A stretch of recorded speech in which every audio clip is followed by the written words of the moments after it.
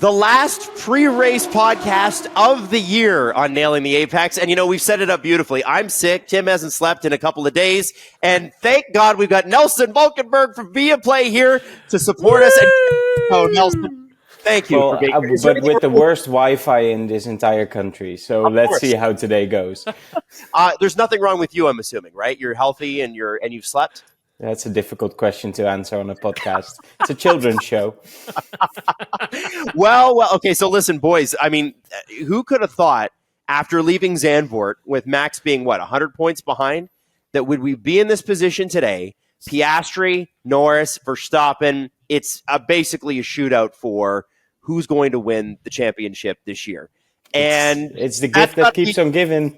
Yeah, it's been a great season. It's a shame we're changing up the regulations next year, but we can save that. I guess I would love to talk about, I know it's a little bit early here, but do you have a sense of how the teams are feeling, how the drivers are feeling? What's the scuttlebutt in the early hours of, the media and the team showing up in Abu Dhabi? Well, I don't know if you've noticed this as well, Tim, but it's batten down the hatches at McLaren. It's a closed shop at the moment.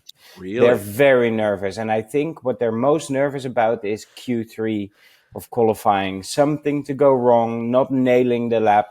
And for, in this case, Lando Norris, who's their biggest ace for the championship, to have to start 6th or 7th. I think that's what they're nervous about. Yeah, everybody going over the car, the fine-tooth comb as well, right? Making sure that there's nothing that they've forgotten to, no nuts or bolts that they've forgotten to tighten, and probably doing a couple more checks on that power unit as well. We already saw Max change his into an older one before the start of Sunday's Qatar Grand Prix. So, anything is possible here, Adam, like we had discussed. Should they get the measuring tapes out too? Make sure the car is not too high or too low? Well, on a track like here, they won't make the same mistake again. I think that was just a measure of how difficult the weekend in Vegas actually was for everybody to get it right. Mm-hmm. But they've painted themselves in many corners at the same time, McLaren, and now they're paying a little bit the price for it. So let's talk about that, Nelson. That's a fascinating way to put that. I'm curious about where you think, there's so much made about papaya rules. I'm not sure how much of it is actually real. Like Piastri said last weekend, it's only come up a couple times, Monza being the one that we all know about. Where do you think McLaren to this point has gone wrong? Because listen, they're still in the title fight, but having a 100-point lead 2/3 of the way through the season and frittering that away is unacceptable. Where do you think the biggest mess up happened? Well, it starts with the assumption that you can fight for a title with two drivers that are equally strong and not create problems. So they found suddenly that Norris and Piastri could both go for the title. I don't think they actually expected Piastri to come out of the block so strong as he did. So then it seems that Zach Brown and Andrea Stella are somewhat obsessed by being the good guys in the paddock and doing it their way. And their way is a good way and a fair way and a humane way. However, with both of those drivers being as great and as quick as they are, it has created different problems because they couldn't choose. If they could have chosen, they would have done so after Zandvoort and never have been in this position at all. And last week was the perfect example of this, because if they would have brought Piastri in, then the Norris camp would have been unhappy. If they would have brought Norris in, then the Piastri camp would have been unhappy. If they would have brought them both in, Piastri would have been pretty happy. But with the double stacking, Norris would have maybe finished 7th or 8th. So they've created a situation with doing the old McLaren thing of putting two great drivers in the same team, Senna, Prost, Hakkinen, Coulthard, same thing, that it just doesn't work. And they found that out the hard way. And add to that a couple of races that really didn't suit the McLaren. One of the things they've really underestimated is the fact that this is not a race car, it's a qualifying car. But overtaking on tracks with long straights is very difficult. That's second. Third, they stopped development super early because constructors was in the pocket. They thought the rest would follow suit. That hasn't happened. So that's three. Wow. And then, it just builds upon the next layer of trouble. And it starts with a lot of good intentions and building a super team. I think we've learned from, let's say, the age of Mercedes or the age of Ferrari that a super team has one great driver, not two. Yeah. Well, I think about McLaren, and you brought up, Senna, Prost, and that sort of thing. How about Fernando Hamilton? Yeah. Alonso Same Hamilton. thing. I mean, the reason that Raikkonen won is because they were messing with each other the whole time, and that was Lewis's rookie season. But had that garage not been so divided, and had they committed to Lewis or Fernando that season, they probably win that championship too. And I think they're haunted by that. And it's not like Piastri and Norris are messing with each other that much. I mean, what has gone on between them that much? It's Nothing. more that they're preemptively trying to keep them apart. I think I've coined the phrase on this podcast that they've tried to create like motorsport communism, forced equality, and it just doesn't work. Right. And so, okay, so then Tim and Nelson, the issue becomes, okay, let's rewind to Zandvoort again. Okay, race weekend's over. It's looking pretty good for the McLaren drivers. Team championship basically wrapped up. What do you do then? How do you make a decision? Well, at that point, you can't because you've just let Norris down with an engine or an issue, not a failure. So Yep. what would have happened if you want to be the good guy? What would have happened if they'd said, Tim, from now on, we're going to focus on Piastri because we gave Norris a car where he couldn't finish the Dutch Grand Prix. What would have happened? I think there would have been an outcry. Yeah, there's no way that would have worked. I mean, I don't think Zach would have let that work either because you have to remember, right? I mean, even though they don't play favorites, you have to remember how long Lando's been in the McLaren pipeline, how much money, he's been given, how much money they've spent on him, getting him into the team, paying for a lot of his junior category racing, and then get him so close to fighting for a championship to have something like that really just ruin the entire thing. I remember Stella at the end of that race saying something to the fact that, even though that he had DNF'd, it wasn't going to be the end of his season, that he was going to be able to stay in the fight, considering what the points gap was between the two of them at that moment. But the one driver who just obviously stood out in that weekend, and Nelson, I was texting you all weekend about it, was Max. He was, I mean, that car, was starting to get a little bit better, but he was the one who was making the difference in Zandvoort. And I remember just watching him coming into turn one. I had such a great vantage point up in that paddock club suite, looking down on all the drivers coming into turn one, could see what they're doing in the cockpit. And you could just see Max wrestling this thing and just wringing its neck, really. And I just, even though Max was at the end of that like 104 points back, I still didn't feel he was out of it. I really didn't. And I thought that Lando's DNF at that time was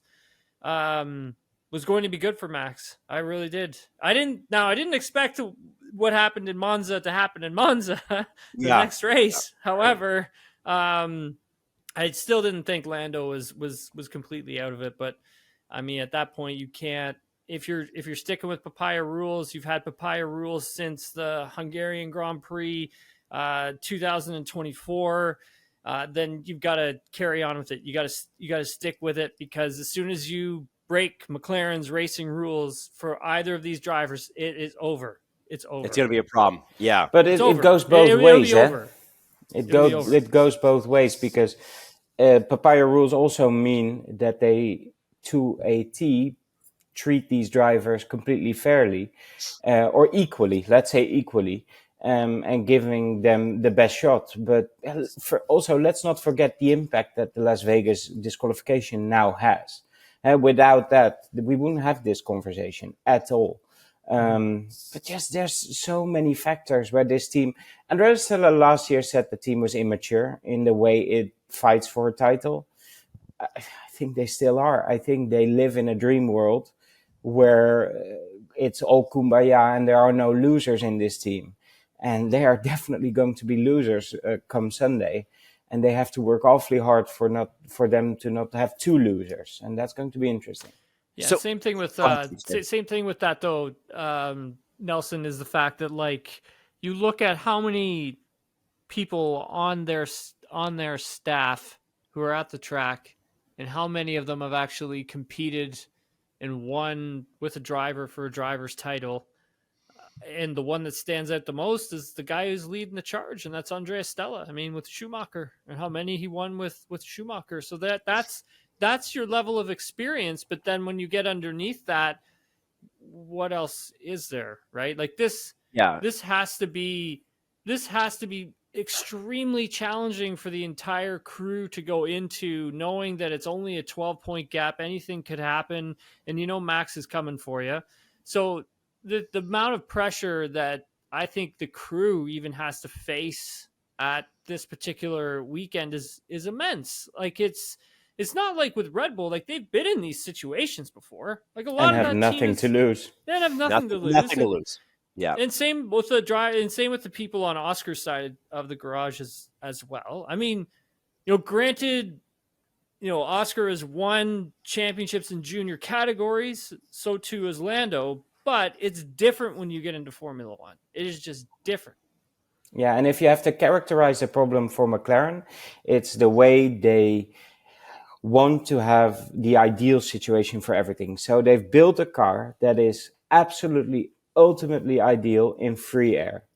That car up front is unbeatable, but the moment it falls back due to any reason, they're stuck. They have a way of performing in strategy where they always will go for the final stint. You will have the best tires for the final stint. It happened to Oscar in Hungary. It happened last week as well, but that's their main focus. But because they have a car that can't really overtake, and these cars are so sensitive to dirty air, it doesn't work with the ideal world. They lack some grit, to get the hands dirty, and Red Bull's all about that. And it starts also with the driver choice. In an ideal world, having both Norris and Piastri is fantastic, but it's hurting them. And this search for perfection is making sure that they do not have the perfect season. I want to know, switching gears to Max for just a second here. He wins this race. Let's say he wins this race. And it doesn't matter how it happens. We've already had conversations about him being one of the greatest drivers ever.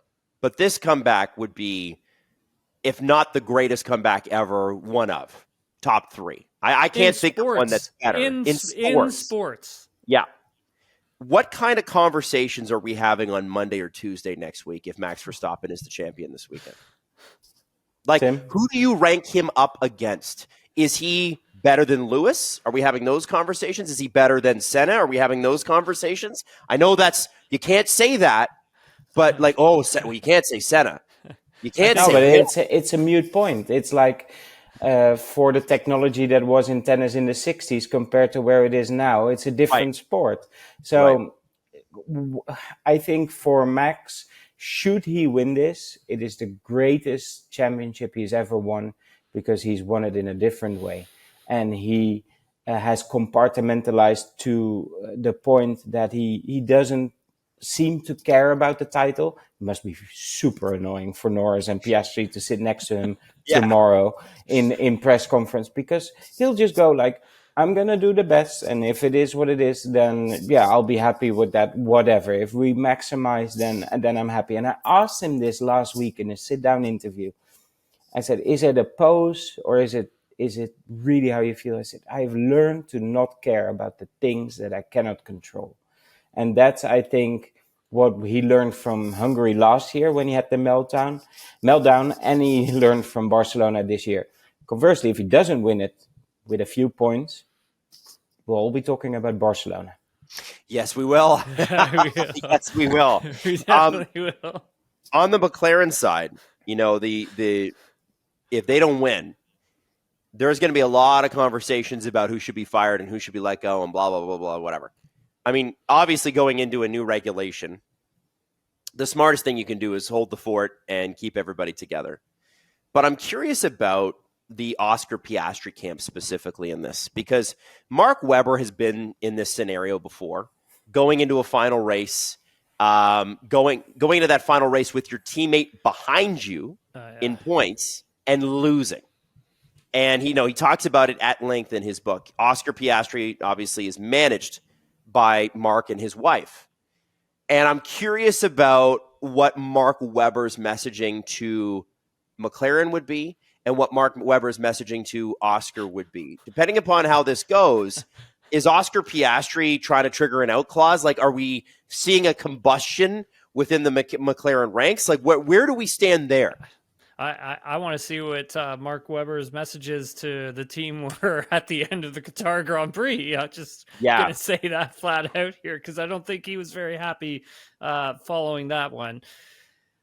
I think, obviously, Oscar's got his contract for next year and year after, I believe, as well. But the thing is that, Adam, like it's probably going to be his best shot at trying to get a title, right? For right now anyways, like, because we don't know what the regulations are going to unfold next year, who's going to be competitive and what teams. Could Oscar trigger an out clause and go to another team? And I think he has that type of talent and sway that, he actually probably could. And I think for McLaren, that's got to worry you as well, because Oscar is a top line talent that you don't just want to let walk away, and you want to make sure that he's happy as well. And that's why we got this papaya rule stuff here, guys, right? Like, McLaren believes in both of these drivers. McLaren has 2-star drivers and they're trying to play it fair, and it is not working. Like, they need to find next year another way of doing this, because if, let's say, we get to a point on Sunday where Oscar is in third, Max is winning, and Lando is fourth, and Max would win the championship. But if you're doing papaya rules, you can't ask Oscar to move over. And they've been playing those rules all season long and last year. So you can't just radio him and say, hey, pull over. If you do that, it is over. It's finished. There's no way that there's going to be papaya rules moving on, or McLaren racing rules moving forward. There's simply no way. And even if Oscar does, and let's say he agrees to it, as I'm going to do it this one time and I'll move over, and that'll be it. That'll be the end of it. But then if you're Oscar Piastri, and what happens in 2026 if the car's not very good, things don't work out, then that was your one shot, and your teammate beat you to it. Yep. Nelson, same question. Yeah. So I don't believe Piastri would, or Mark Webber would, force an out for next year if it goes against Piastri. Simply because McLaren switched up their development for next year very early. Show me another team that's better prepared for next year, given what we all seem to assume on the Mercedes engine front. And there's also not a seat available. Where could he go? Assuming Lewis stays at Ferrari, but who would want to go to Ferrari in this state? So that's a wait and see. But I totally agree with Tim. Whatever happens this weekend, that equilibrium, like that balance that Zach and Andrea have tried to create, will be done.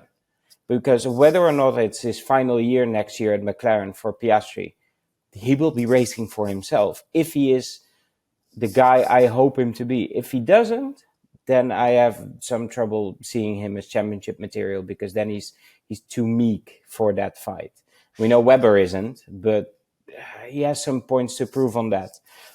But it could help McLaren if Piastri leaves after next year. It could help solve this problem, because I don't think there's a solution. I don't think there's a formula where you have two drivers who are as good as they are, as equal as they are, who can actually fight for a title if McLaren does its job properly. You will always run into these situations. It has happened year after year, time after time. There's a reason why Red Bull focuses on one car more than the other. And it works. Mm-hmm. Do, Well, do I we, mean, do listen. we, do we, sorry to interrupt, Adam. Do No, we go ahead. know this season? Do we all remember, like, if we're sitting here counting, when were the times that McLaren had asked Oscar to do something within a race? Off the top of Well, my I head, think the Monza thing is the main one. I think Australia. Australia, yeah, true. And then he got bitten by the fact that he hit the rain a Hit the little. rain, Yeah. yes. I think Hungaroring hurt him a lot Yes. because with the strategy, the way it unfolded, giving him too much to do in the final stint. But I think what maybe sticks out most is Montreal.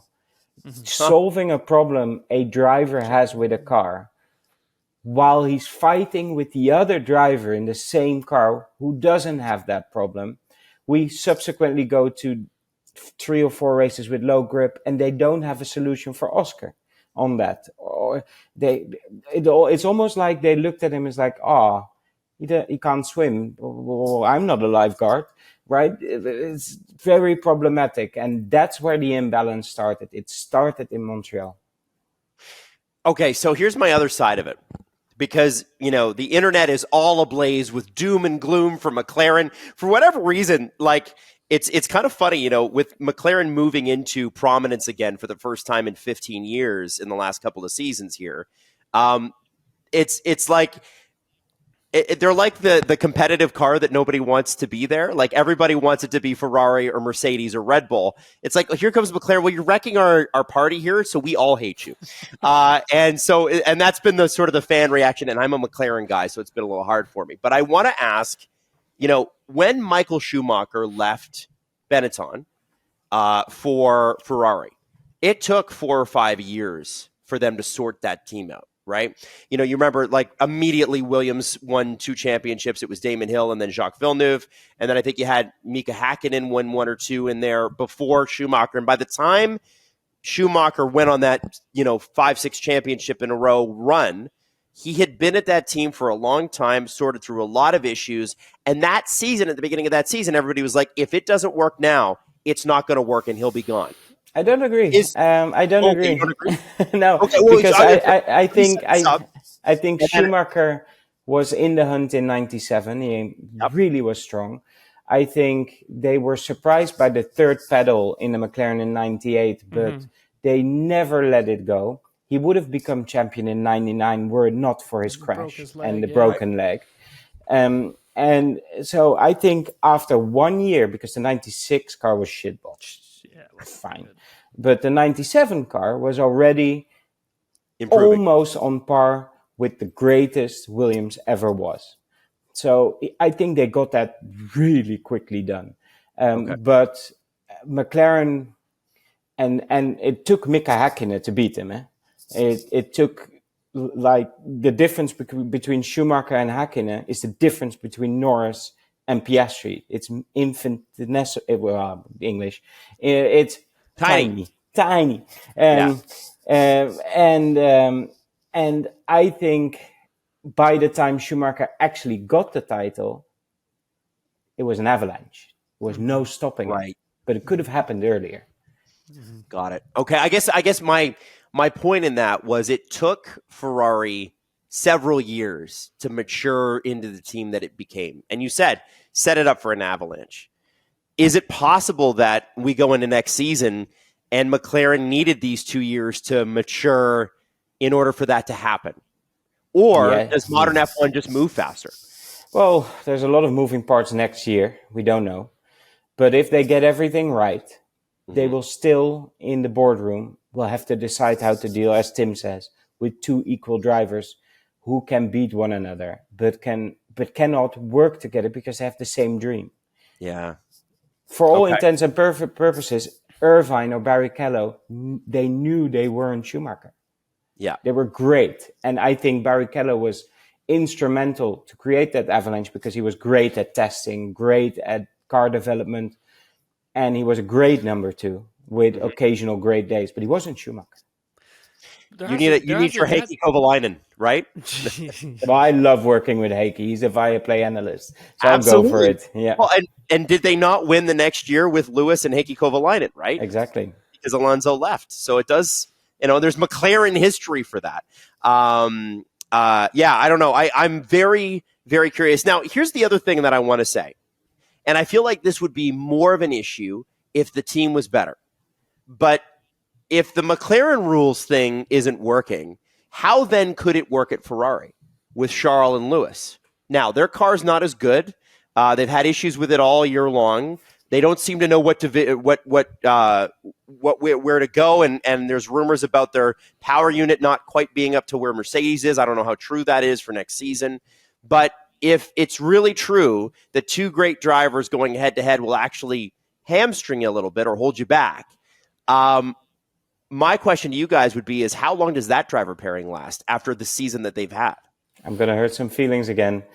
Tim knows what I'm going to say. But they are not on a par. Lewis is not on the level anymore of Charles Leclerc. And he wasn't on the level of George Russell in the last year at Mercedes. Simple. Wow. And I shocked him when I said this last week. Mm-hmm. But every athlete has a sell-by date. Mm-hmm. And you cannot hold back the hand of time. And I think it has happened. And that's no disrespect. I don't believe it. I know, you don't want to believe it. Suddenly I'm the rational one here, but that's okay. If you were to put Fernando and Lewis in the same car, who would win? Exact same car, same specs. Good Fernando. Question. Fernando. Right now, yes. Because there's also a thing of inherent confidence, and it's been shattered for Lewis. That will make the difference in that respect. And to be honest, we don't know where Fernando is in terms of pure speed right now. I think on his day, Lance is fantastic, but I don't think he's Fernando. And Fernando has been losing speed in qualifying gradually over the years. So what applies to Lewis must apply to Fernando. It's impossible that it doesn't. It's a hard fact of sport. Wow. Yeah. I mean, listen, you got to be bold to say Lewis Hamilton might not have it anymore. So you might say it. Have it in the same way. And listen, I don't know enough to know that answer, but it's not from disrespect, because I believe I was always a Lewis fan, and I believe he's in that. He will always be in the top 2-3 in the conversation. How difficult it is about the GOAT. But he has to rank, even Max rates him like that, and they are no friends. But there's a time of coming and going, and it's impossible to stop the hand of time. And I think that realization, he couldn't live with George's speed at Mercedes in qualifying. So I think he wanted a fresh start. He wanted to live his dream at Ferrari. But he can't. It hasn't worked, and I think he's holding on to the fact that we're moving to a new regulation set. Yeah. Like it's just these cars where it doesn't work for me. I hope it to be true for him, but I don't believe it. I think it is. I mean, I think, Adam, you bring back the 2020 cars, you bring back 2021 cars. I still think Lewis is going to be fast over one lap. Probably not as fast as Leclerc, because I think nobody is. I think Leclerc is the fastest driver on the grid over one lap. But race pace, I mean, Lewis can still get that done. I don't see any reason. Why? 5 years, not. Yeah, I would just think he struggles with the regulation. Like, I really do. I keep saying this over and over and over again, right? And maybe he hasn't been able to adapt to this regulation or get whatever car he's been in to suit what he does best, which is late braking, get a lot of front load onto the front axle, get the goddamn nose into the apex, hustle it through the corner, and get back on it. So can you do that with these cars? No, they're too fat, too slow, too heavy. Can you do that with next year's cars? No. I was just going to say, that's where I'm getting to. But we don't know that yet. But that's the thing. There's certain things about next year's regulation that we just don't know yet. Like, we don't know how much downforce that these cars are going to have on them. We don't really know, like, are they going to slide more than this year's car? I mean, they might. But imagine all the engine regeneration you will have to do in the braking next year. It's going to be, that's going to be wild. Can we then just, because we'll never agree on this, and we'll also never be able to prove our case. Yes. Unless we can talk to Stefano Domenicali and just do one race with TPC cars from 5 years ago. Never going to happen. Can we say that cool, this is one of the big what ifs for Lewis Hamilton? What if the regulations had gone a different way? But I say that's the conversation you have when he retires, though. Like when he's actually left the sport, I say that's when you have that conversation. It's same with Fernando Alonso. I think that's when you have that conversation about Fernando as well. So we see a difference here in approach between a very direct Dutch person and a very, very nice Canadian. Well, I another name that comes to mind in regulation changes is Daniel Ricciardo never got a handle on the new regs. And he went from being a guy that was the most popular driver in the sport outside of Lewis to guy who can't race here, right? It was kind of crazy. Mark Webber mentioned in his book that when they switched from Bridgestone tires to Pirelli tires, he never got the feeling of the car right ever again. Do you have a sense, guys, and this is a totally unfair question, do you have a sense of who the regulations might benefit and who might struggle with them next year? Just as Max and Fernando. Benefit? Max and Fernando. Well, if Max actually enjoys them, yes. Yeah. Because he needs to be mentally switched on. I would say maybe Piastri, because he is quite smooth in the way he approaches his the use of energy. It might actually work really well for Antonelli. Very young, very tuned into like hybrid racing. But it's a big question mark. I just don't know. Very moldable. Yeah, it's debatable until we actually get to Melbourne. Oh, I can't wait. And even then, it's very much technology related. So, Nelson, if Max does this, what are the celebrations across the Netherlands going to look like? Max. Oh God, this is true. Like, are people going to be out in the streets? It's got to be the most watched TV show in Dutch history. We're doing quite well out of this as a Dutch broadcaster. I would bet you are. I will tell you that. However, and it's something I sort of dreaded after Zandvoort, because I thought, this second half of the season, what are we going to talk about? We were not lost for stories. If he does this, it's difficult to top 2021 because simply that's the first. It's something nobody actually felt was possible for a Dutch driver. But if he does this, it will deepen the respect that there is for him, simply because he didn't give up and stayed true to himself. But there will be huge parties, of course. Yeah. There will be huge. The Dutch love to party. It's super cold. It's super wet. It's super windy. So there'll be a lot of indoors at the moment. I'm saying this to Canadians. It's far worse for you guys at the moment, weather-wise, I suppose. Snowy. It's really, well, not here, but not in Abu Dhabi.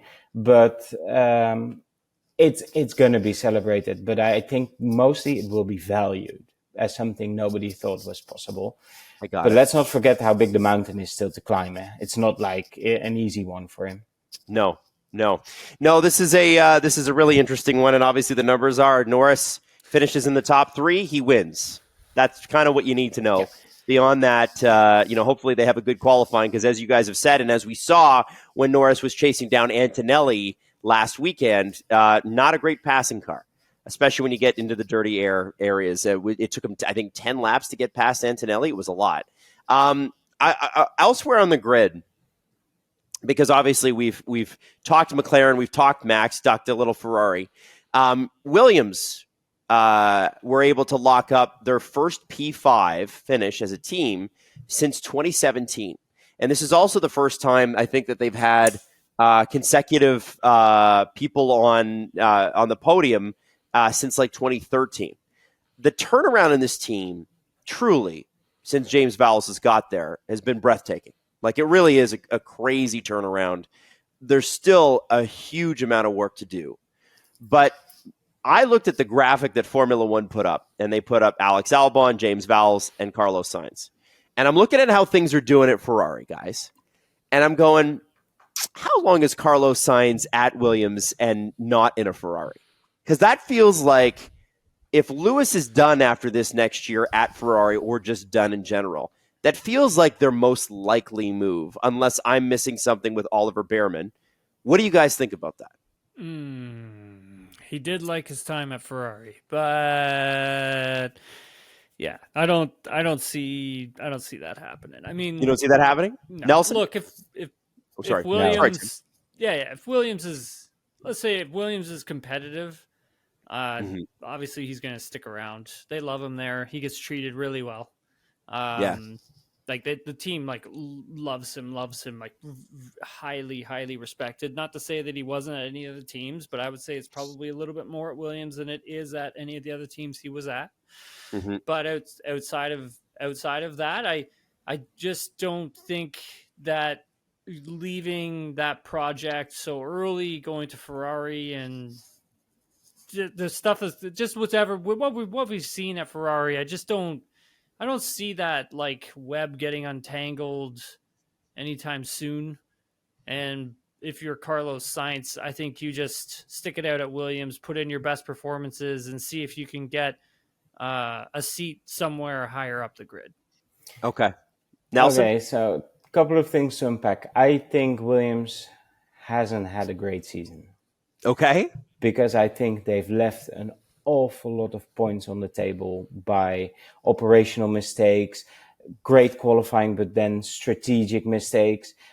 Do I think it would have made a difference in their Constructors' Championship? No, they would never have closed the gap to Ferrari. But I think James Vowles, in his heart of hearts, thinks we've got an awfully lot to do to get it totally right.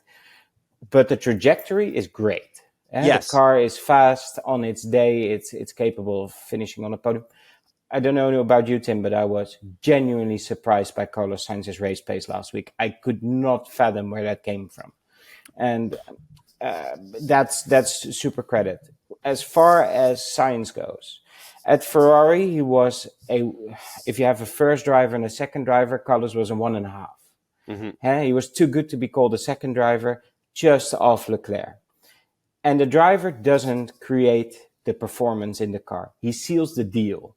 But the car needs to be under him to actually give him the opportunity to seal the deal.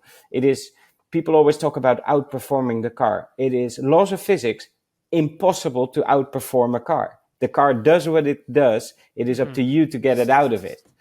And so the Ferrari season would have been a little better. They would have been probably second or third in the constructors because Sainz would have racked up the points more often. But the car would not have been more competitive than it is right now. And I think Sainz is hurt by the fact that they chose Lewis over him. And he feels, as Tim says, super loved. Yeah, he feels loved at Williams. They have the hope of that Mercedes engine coming in. And they have the trajectory of Plan Vowles. And if you put all that together, it is incredible. But what does Alex Albon feel? Because since the summer break, their trajectories converged and then it changed. Yeah. And Sainz is in charge of that situation now, which, to his credit, he always said to us he would. Because we were like, hey, it's 5 races in. Where's your pace? What's happening? He said, give me half a season. And he has delivered. Isn't that that Albon, like at the beginning of the season, I thought it was going to be hard for Carlos to beat Alex this year. I mean, especially in Australia when Carlos crashed like in the race, and I was like, oh, this could be really tough for him. But once Miami rolled around and you really started to see things start to change with Sainz at that team, you saw the team around him, the energy, just the focus. And now it kind of feels like I think if Alex was the team leader, it kind of does feel like he's being pulled down a bit because Carlos is starting to usurp him. It's a very interesting dynamic that those two, I think, are having at that team that maybe we don't really get to see. But yeah, for sure. Like it's got to be hard for Alex to, be in this position. Every teammate he's had, he's thrashed. Like he's he's never had a teammate that's ever really beaten him, even in the junior categories. So Except for Max. Except for Max, yes. Except for Max, yeah. But like outside of Verstappen, like there hasn't really ever been a teammate who's really beat him. Like there hasn't. No. So I mean, for him to have this happen to him now, and after the season he's had last year, just pulling that car to some really impressive finishes, guys. Like that dynamic behind the scenes there, I think, is going to get pretty interesting next year. Well, as long as Williams doesn't have a winning car, it's easy to row in the same direction, everybody. Yeah. But you're all working for the same project.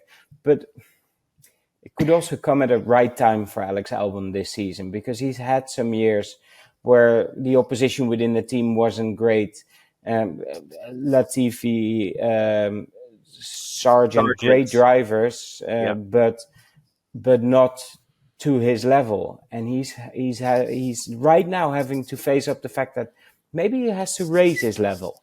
And that could be only good for him if he actually rises up to the challenge. But what I don't like is the way he communicates over the radio. There is like an angriness there, belligerence. It's interesting to see someone who's so soft-spoken in the paddock to be very quick to anger in the car, it seems.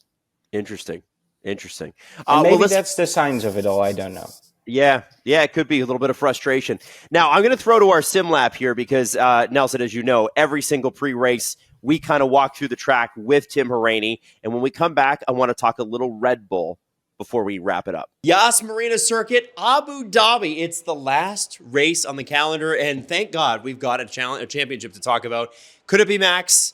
Could it be Lando? Could it be Oscar? Tim, I feel like I know, based on the car you selected, who you think it's going to be. Jesse asked us. Well, Jesse made the suggestion that we should go with Max, and here we are. Well, let's hit the circuit as Max Verstappen and find out a little bit about this track, which is really not made for Formula One, is it? Well, this one, this one is. I mean, Qatar wasn't necessarily made for, because they always have like multi-purpose in these tracks, right? This one, Bahrain. One for sure. It was made for F1. Herman Tilke designed, if I'm not mistaken. But also, just it's really cool. Like I've been there before. I've done hundreds of laps on this track. It's great. Is it good for the final race of the season? You'd say no. I don't know. I think that's definitely a question that has to be asked, argued. And we're begging it not to happen on a safety car this time. Please don't make it happen on a safety car. You love digging up memories, oh man, you absolutely love it. But one of the things with this track, obviously, it is a lot. It is pretty straightforward. Okay. Some of these corners, right? This would be your typical fourth gear, get nice and close to that orange sausage curb, and here you'll see a lot of the drivers running wide, sometimes four wheels off. You want to use all the track when you're coming out of turn one, because it's kind of like one of those corners where you're threading the needle, essentially, and you just want to get everything right. And if you overstep the limits a little bit too much, then sometimes you go four wheels off. This is very high speed. This is all flat out coming up through here, but it's important to make sure you're getting the right apex, then coming back down. You don't want to be too wide going through there as well when you're going flat out, because the car will fly off the track. Here, again, apexing normally, and this is all just pretty straight up, flat out all the way till you get to the hairpin. That's when you're going to have a heavy braking zone. Right, and this is a big feature in the F1 movie.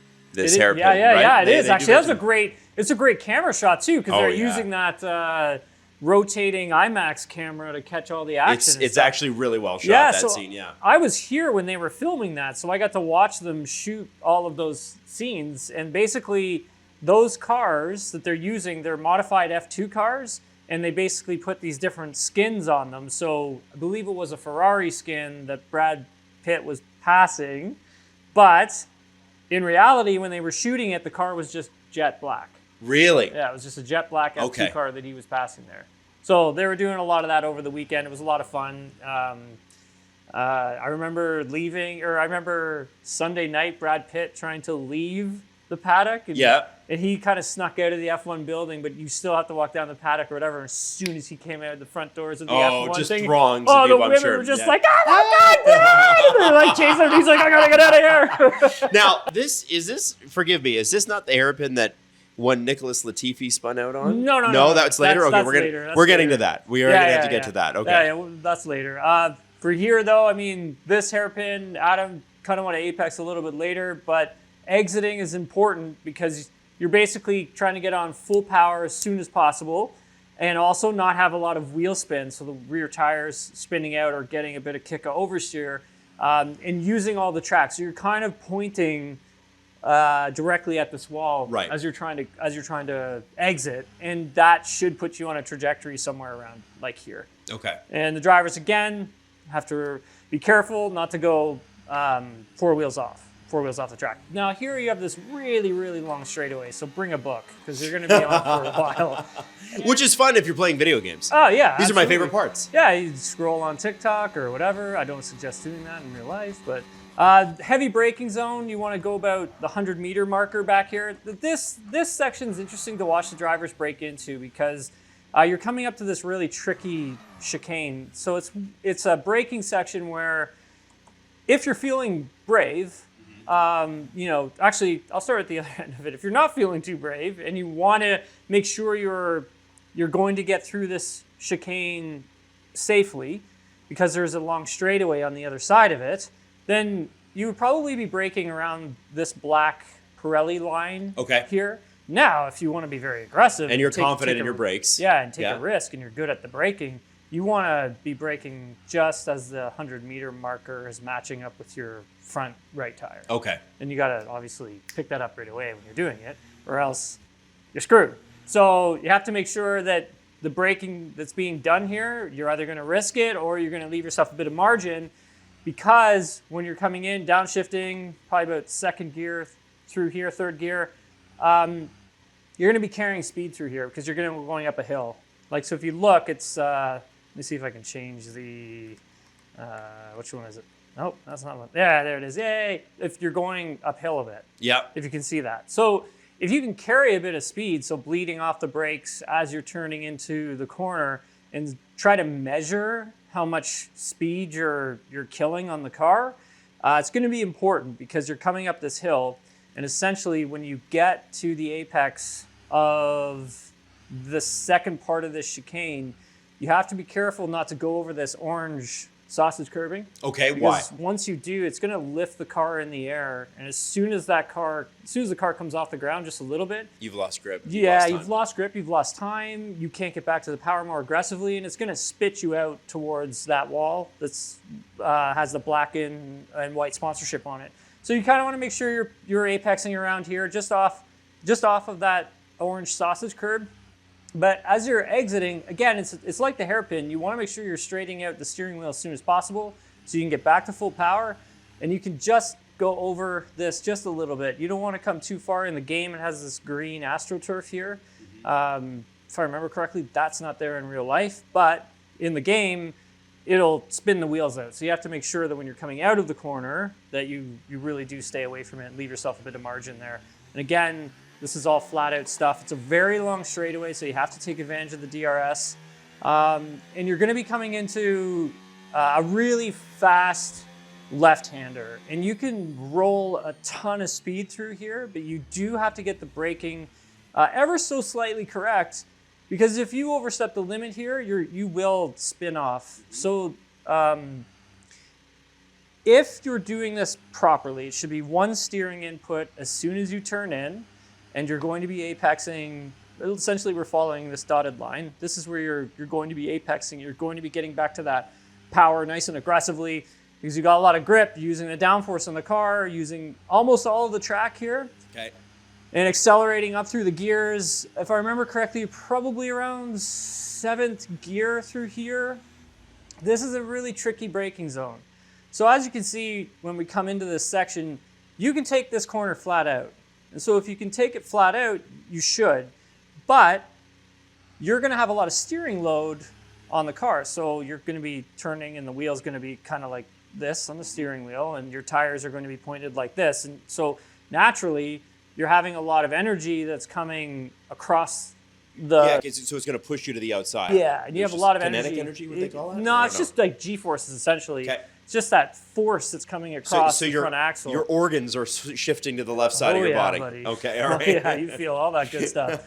As that's sort of happening, you have to remember you have another corner that's coming up, but the corner that's coming up is probably about a third gear corner. You're probably about 7th gear here, maybe 8th, and you're going to have to brake really hard, really aggressively, and downshift quickly. Now, there's a number of different things that go into this because of the amount of transfer that's happening from right to left. You need to make sure the car's in a straight line when you start your braking. Now, if you look at here, there's not a lot of runway for that, is there? No. Because this is, well, you're essentially going to be straight by now. Yeah, and it makes me kind of think a little bit before we get to the next corner of the issues Ferrari's had this year with balance. I mean, Gasly going up to Lewis Hamilton after quali and saying, "Hey, that you looked rough out there." Balance. Cars with bad balance are going to struggle here. Yeah, big time. It's definitely going to be a challenge for the braking as well, right? Like even though the car's got a lot of downforce on it and the car is going to be quite planted, it's the sensation of coming off of the gas, going back to the brake pedal and allowing the downshifting and the engine braking to take effect all at the same time and as quickly as you can in a straight line. So you have to make sure that your reference marker is accurate here. You also have to make sure the wheel is going to be straight, because if it's not and you start braking with all that load on the car, you're going to snap the car around. You're just going to snap it around and you're going to go flying into that wall. Okay. So you have to make sure that you get all those things done really quickly on the brake pedal, really hard.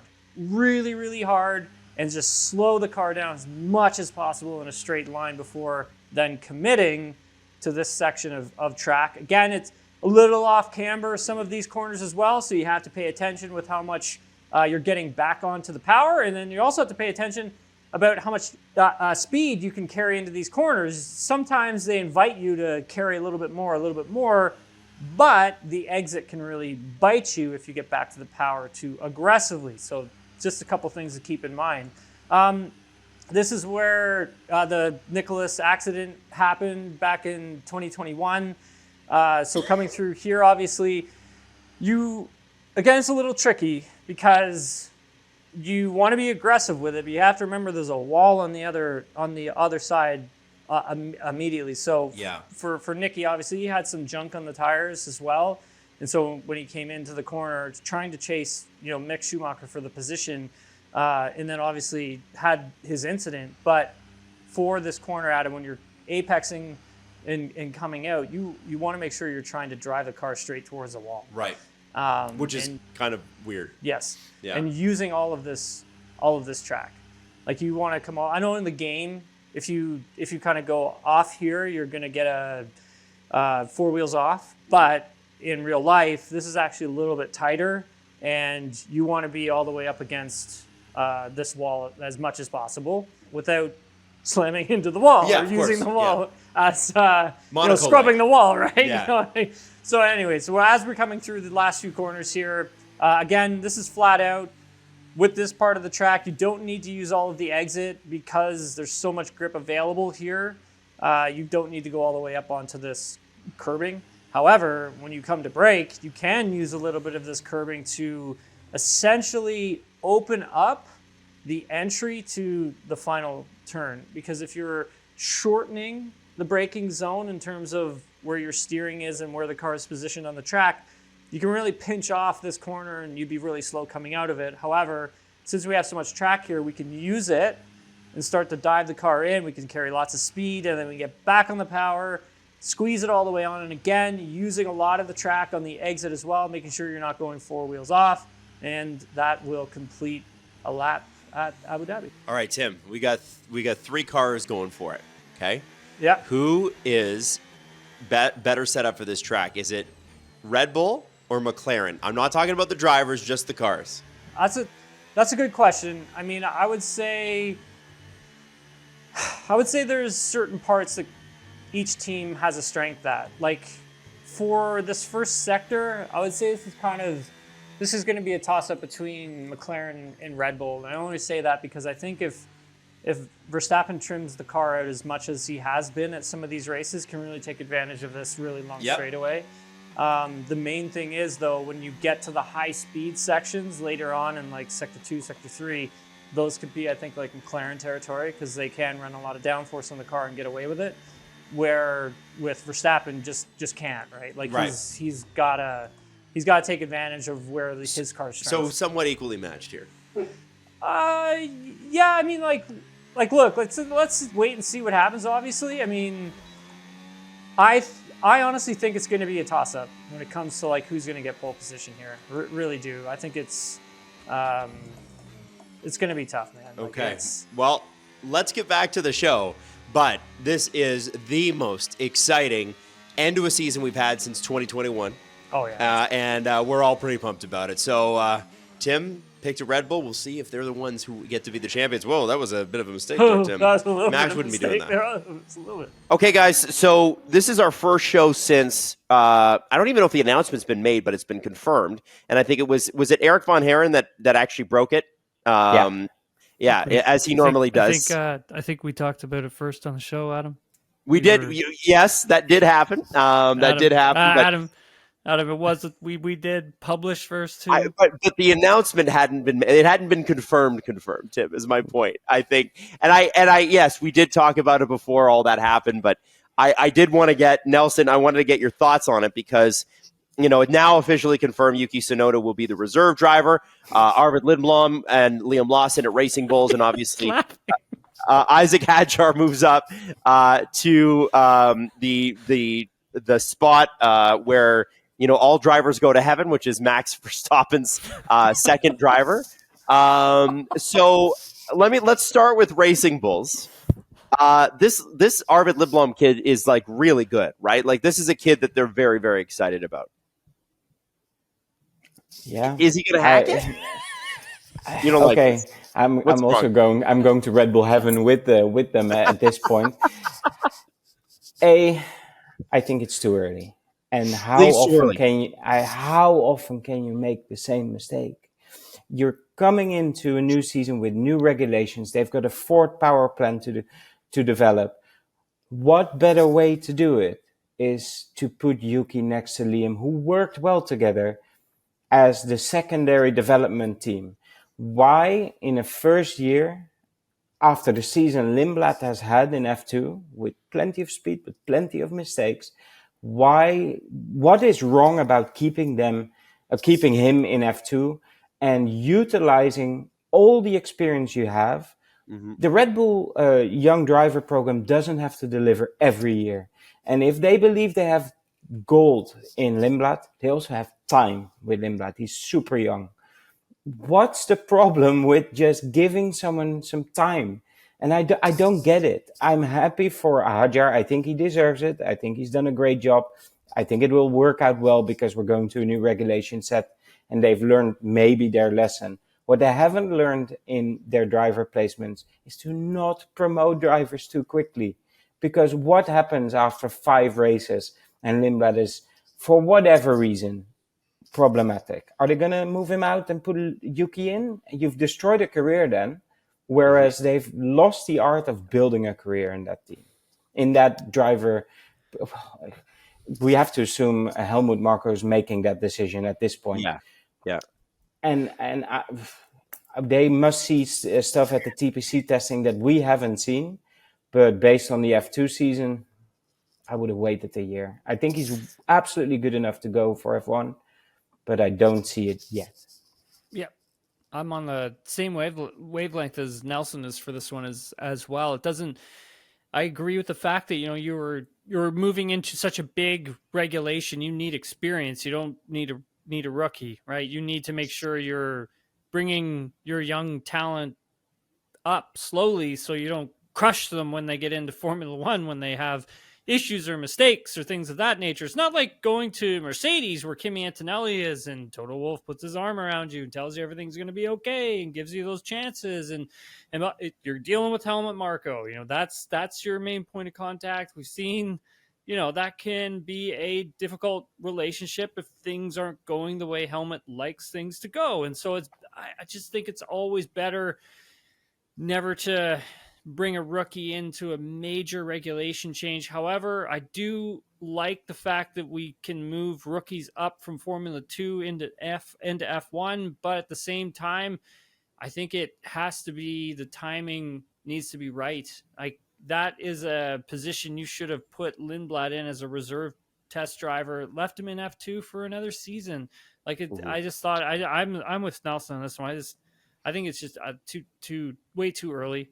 The Hajar move, look, I mean, I would say he's probably one of, if not the best rookie on the grid this year. Bortoletto's been excellent as well, but I think Behrman's been excellent as well. Yeah, the rookies have been fantastic. They heard our argument for after a do. bad season in F2 to move up, but it's not Red Bull. It's not the pressure cooker there.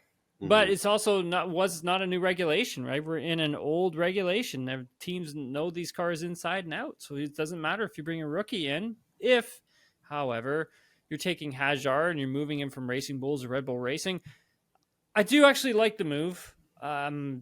Only because I haven't really seen a driver with that type of talent within Red Bull since probably Max, and I'm not comparing Hajar to Max. I'm just saying the level of talent doesn't feel like it's really been there since Max, and I think Hajar is kind of, he's there. I think he'll be able to step in and keep up. Let's just say.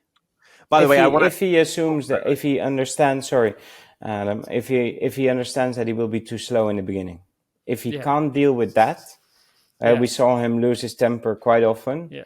Could be quite an entertaining season. Yeah, good point. Very good point. I want to apologize. I mispronounced Lindblad's name because there's an Arvid Soderblom in hockey. So there's a lot of Arvid and Blad and Bloms, and so I apologize. It gets worse. There's a Red Bull Junior racing in F4 this weekend in UAE F4. It's Lindblom. Oh, it's fabulous. Great. I can't wait to screw that name up multiple times, Nelson. You just did it great. It was just the wrong driver. Yeah. The comment section, they're coming for me. Okay. I guess to wrap it up, other than the championship title belt, who and what are you looking for storyline wise on the track this weekend? So you can't be McLaren. It can't be Red Bull. What are you guys looking for? Final race ever with DRS. Let's not forget. Hey, there you go. All right. That's a good call. All right. Tim? Beat that, Tim. Come on. Yeah, beat that, Tim. With your 18 hours, haven't slept in 36 hours or whatever it is. 28 hours I haven't slept. Yeah, it's been 28. We're going on 28. Okay, so I'm actually going to say Ferrari, only because can they end this weekend on a high note? And I think that's going to be very, very important. And I think it's going to be very important for Charles Leclerc. And I think it's going to be very important with Charles Leclerc and his relationship to the team as well. Because one of the things that Charles Leclerc said at the end of the Qatar Grand Prix was, I want to have a happy off season by having a strong Abu Dhabi Grand Prix.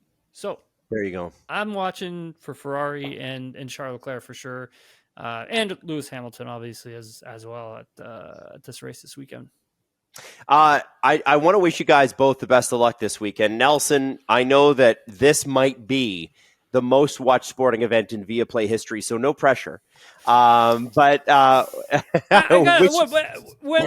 just wanted to one thing. I want to go back real quick. Give it to me. To Verstappen for a second. And let's say if he wins this weekend, where do we rank that in his championships? Because I look at it as that's number one. Not his first. This one would be number one for me because of how he did it, the results, and how big this story is going to be. It's going to be huge in the Netherlands, but it's going to be huge around the world. It will be, Adam, even in Canada, this is going to beat a lot of the hockey coverage. This will be a massive story. Even huge. In America, even in America. So that's where I'm going to put it. I'd like to know where you guys would put it as well. Nelson?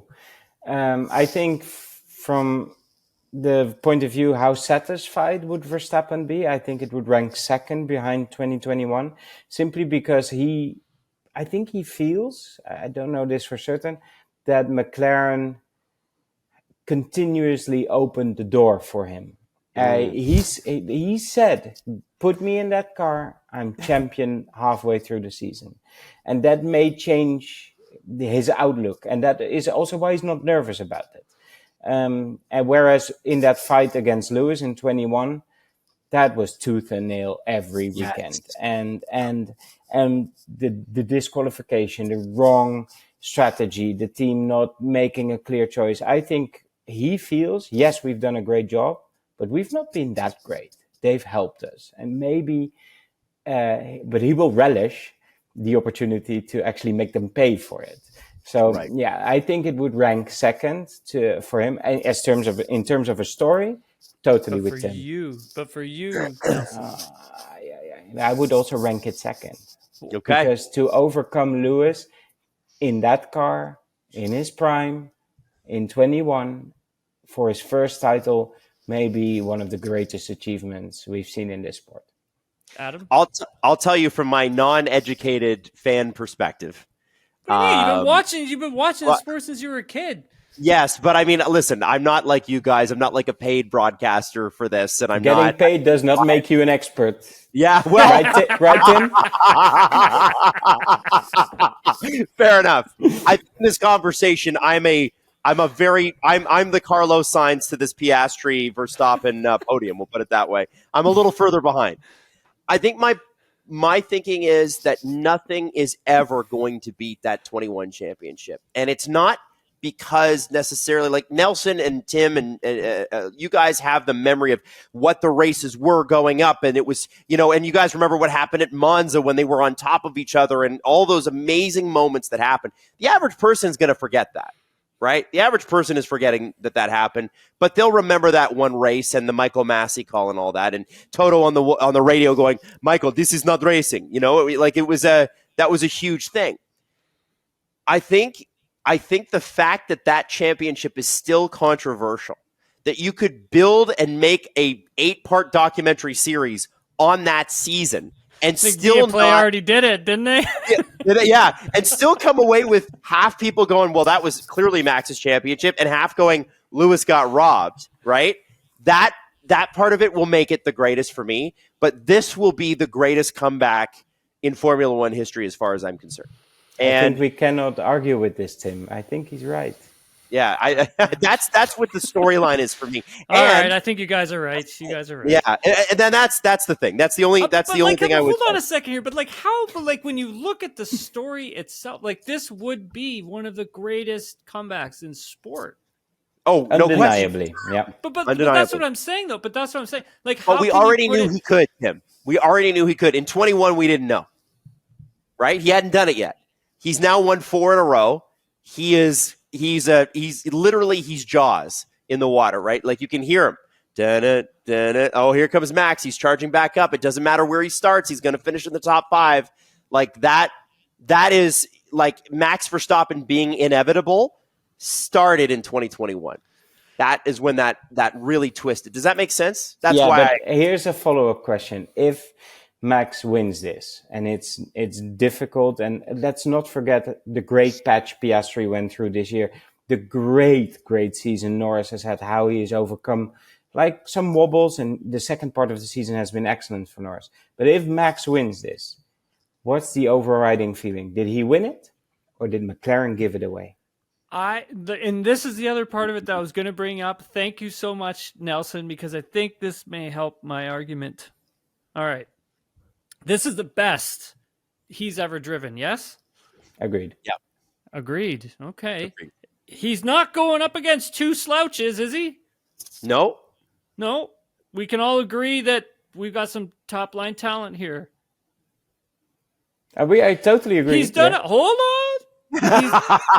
I'm not done. Oh, you need sleep, mate. I do need some sleep.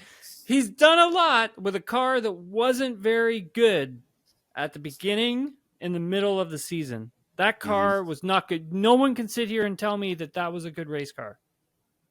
Except Japan? on certain track, Japan's, Imola. Japan, Silverstone, qualifying in Silverstone. That car had no business being on the front row. You know that. We know that, right? He forgets he talks to a Dutchman. This is lovely. I'm totally with you. I'm sold on everything you're saying. Yeah. So then we can argue that maybe it's tied with his first championship. Yeah. And listen, McLaren, just because McLaren opens the door doesn't mean there's somebody there to walk through it, right? Yeah, but that's a good point. McLaren opened the door, but nobody else in this field would have been able to step through it. No, yeah, and he hasn't yet, right? That's right. Yeah, you're right. No, so he hasn't yet. But I'm just all of this obviously has been hypothetical. Yeah. But yeah, I don't know. Well, I'm really excited for this weekend. Let's just be happy what we're going into this weekend. That's why we're having this conversation, because it's exciting. This is going to be great. By the way, Nelson, we live for these debates in North America. I'm not sure if it's the same, but we can do top 5 and top 10 lists all day here. I want to say this, guys. You're about to see, the two of you, you're both in Abu Dhabi, a place that I've also been, and it's beautiful and amazing. You guys are about to see probably the greatest last Formula One race of a season ever. Probably. Maybe it doesn't work out that way, but you're stepping into that. So I hope that the two of you at some point this weekend are able to stop, be on your own for like a minute, and just take it in. Because you're about to see what we'd all be dying to be there and to see live. And I can't wait to find out what it was like, no matter what the outcome is, afterwards. And so I want to wish you guys both, on behalf of me, on behalf of the audience that's watching this, the best of luck in the coverage this weekend, and everything else too, because I think this is why you guys grind out this all year long. It's for something like this, and we don't get it every single year. So I hope you guys enjoy this weekend, and I hope you're prepared for the enormity of what you're walking into. I'm gonna go hyped into the commentary booth. That's one thing that's for certain. And let's just wait and see. It's going to be fun. And whoever wins it will have a story to tell over Christmas, and will have been the deserved winner. That's the cool thing about this season. Whoever takes it will be able to say, I deserved it. Yep. For sure. Yeah. I love it. Yeah, it's great. Couldn't say it any better myself. Just very privileged to be able to do this. Very privileged. I super grateful that I got to come here to cover this event. Like it's going to be fantastic, man. I'm really excited, and yeah, I know how lucky I am. That's for sure. Well, gentlemen, that just about does it for the show. But wishing you all the best, Nelson. Thank you for making time for Tim and I. We very much appreciate all the guesting you've done on the show this season. Always. You've been phenomenal. And you're welcome back anytime. We will keep asking. So thank you for making time. I know it's late there. Guys, get some sleep because it's going to be a crazy weekend. I can't wait to watch the updates.